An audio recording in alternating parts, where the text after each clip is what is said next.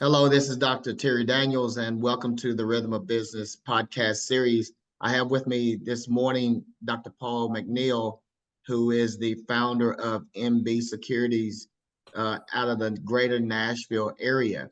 Paul, thanks so much for being here and welcome to the podcast. Listen, Uh, get us started. Tell us a little bit about yourself and who you are and what you do. sure. So, as you said earlier, my name is Dr. Paul McNeil. Just quick correction, it's MB Usable Security. And Yes.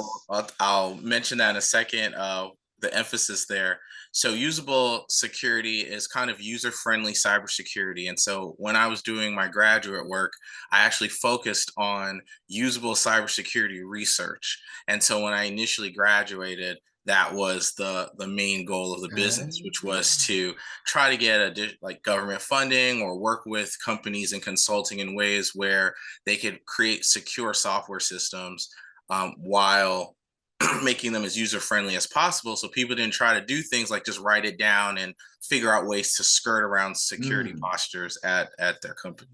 Okay. So talk a little bit more about what inspired you to launch out into this entrepreneurial space. And a lot of people get into it, right? What inspired you to launch out into this entrepreneurial space?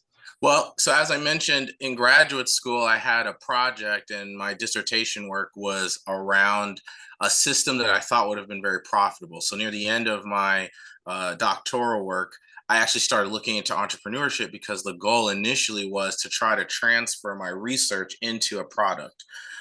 Ultimately, we ended up not doing that.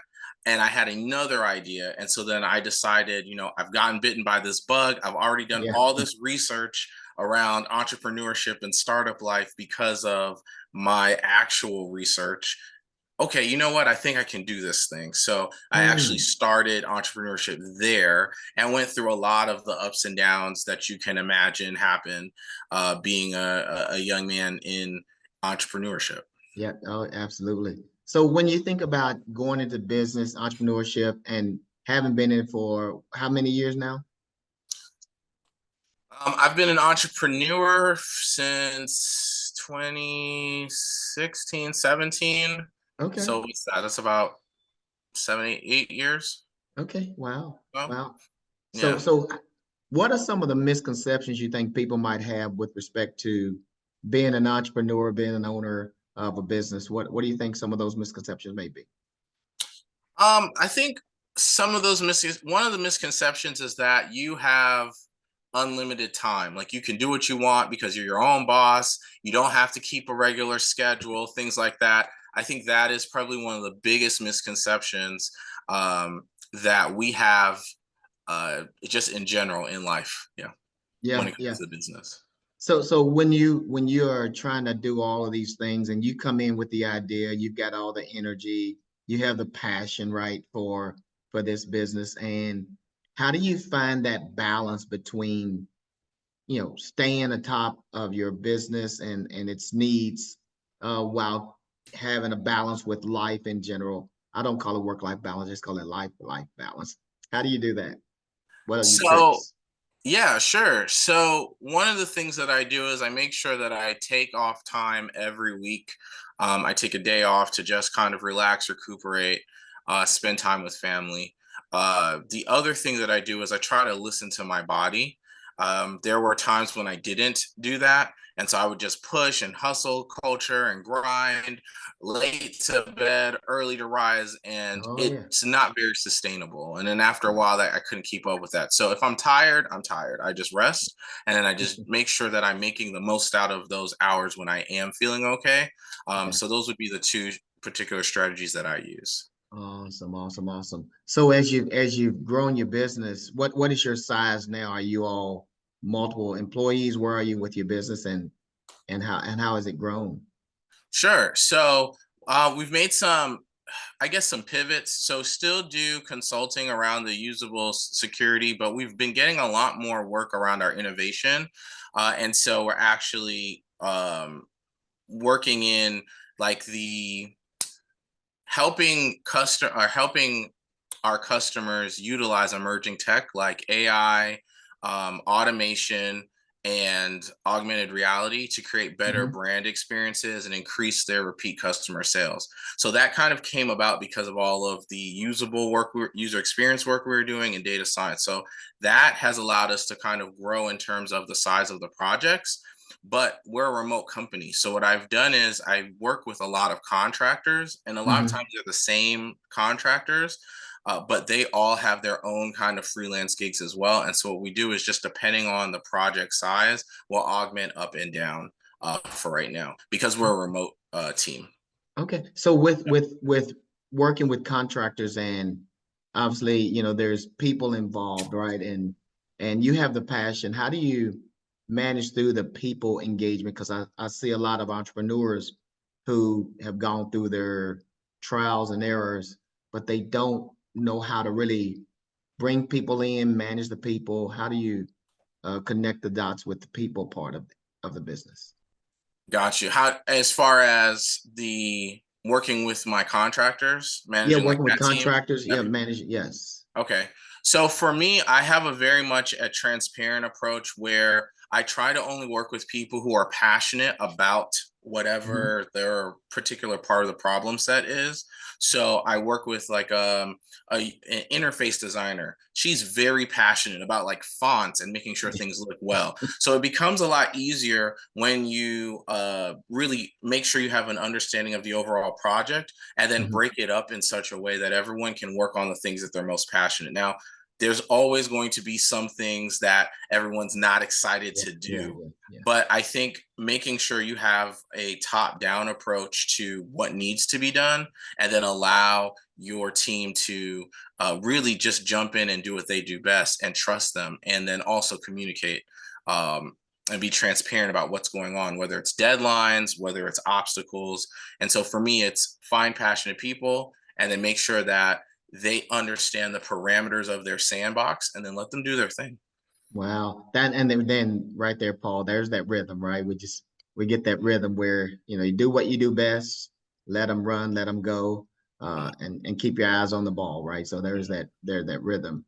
Where do you see your growth going as you look at your business out into the future, glimpse out into the future? Where do you see your business going in terms of its growth? Sure. So as I mentioned, we've been doing a lot more of our work with the emerging tech as far as like branding and customer retention and marketing, innovation. And so that's kind of where we're looking at. So we're actually working now on growing that portion of the business, maybe making it its own kind of a brand, and growing that out. So I see that as a short term goal for the business, which is really being able to get inside of these various spaces. We had a lot of um, marketing clients and so forth as far as the technology was concerned, Mhm. and that makes sense for us. So I see us growing in that space, especially with all the large number of people jumping into e-commerce and things like that. Standing out, particularly on platforms like Amazon, can be difficult to do. Mhm. So providing some of the things that we know that works there is where I kind of see the business going. Yeah. Well, I mean, you seem to have a very good grasp of where you are, where you're going. That's so exciting to hear, Paul. So as you think back 2016 when you were getting started and finishing your graduate work and you had this great idea and so now you got to go from there. Last question, what advice do you give to that person that's sitting there with this brilliant idea and they have this passion and energy, but they really don't know what to do with. They got a piece of paper in the front of them and a pen, like, I got an idea. What do I do? What advice do you give to that person that's sitting there on the edge with a passionate idea? I'd say to identify the part of your idea that you can do for free and Mm, then do that. So if you have a product or a service, you want to figure out what can add some value so you can start to look at whether customers really want this. I think one of the biggest things that we can do when we get an idea is think that everyone will be as excited about this mm, problem we're solving, and we don't do a good job of finding customers early enough. So if you can look at your idea, figure out what exactly it takes, and find something that you can offer for free without signing up for a million subscription services. I mean, you need to get your website and email, sure. but a lot of the things we don't need right away. We need to have something we can offer for free, and then we need to have a demo. A video demonstrating you actually doing that portion is going to do a lot more for getting you your first customers than you only having your elevator pitch. And so I would say that that is going to help. Second, if you find yourself having an issue, even with that free getting a first customer, go to a nonprofit. Nonprofits are businesses, and they often will need something that you're offering. And if you can take that free thing to a nonprofit, not only is it a wonderful tax write-off, it can help you to get real data so you can work with people, see some of the kinks you might not have imagined on your own. But also, depending on what your product or service is, it may get you some additional visibility because it may be something that is newsworthy. It may be something that is newsletter worthy. And so you might be able to not only get the experience you need, get the footage you need and the testimonial you need, but you may even get some clients as a result of it. My goodness, Paul, that is great wisdom. I'm telling you. I mean, you laid it out right there perfectly. It's just, where's the pain? Where's the need? Meet some of those individuals with the pain. And I love the thought on nonprofits as well. And what free can you provide? And great wisdom, and that is incredible. So thank you so much for sharing that.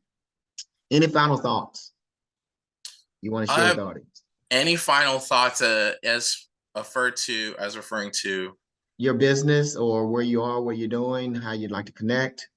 Sure. So feel free to connect with me at Paul at mbusecurity.com. We're looking to work with for-profits or nonprofits that want to create innovative experiences either for their donors or for their customers.